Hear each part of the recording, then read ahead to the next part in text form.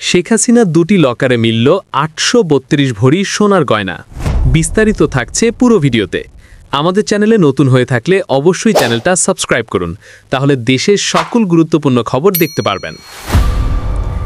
এটি আজকের পত্রিকার একটি শিরোনাম। খবরে বলা হচ্ছে, অগ্রণী ব্যাংকে ক্ষমতাচ্যুত সাবেক প্রধানমন্ত্রী শেখ হাসিনার দুটি লকার ভেঙে ৮৩২ ভরি স্বর্ণ পাওয়া গেছে।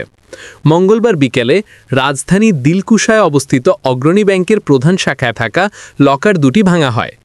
এর আগে গত ১৭ সেপ্টেম্বর জাতীয় রাজস্ব বোর্ডের কেন্দ্রীয় গোয়েন্দা সেল বা সিআইসি লকার দুটি জব্দ করে। সংশ্লিষ্ট সূত্র জানায়, আদালতের অনুমতি নিয়ে দুর্নীতি দমন কমিশনের প্রতিনিধি, নির্বাহী ম্যাজিস্ট্রেট, সিআইসি সংশ্লিষ্ট কর্মকর্তা ও অগ্রণী ব্যাংকের কর্মকর্তার উপস্থিতিতে লকার দুটি ভাঙা হয়। প্রাথমিকভাবে জানা গেছে, দুটি লকারে মোট ৮৩২ ভরি স্বর্ণ মিলেছে।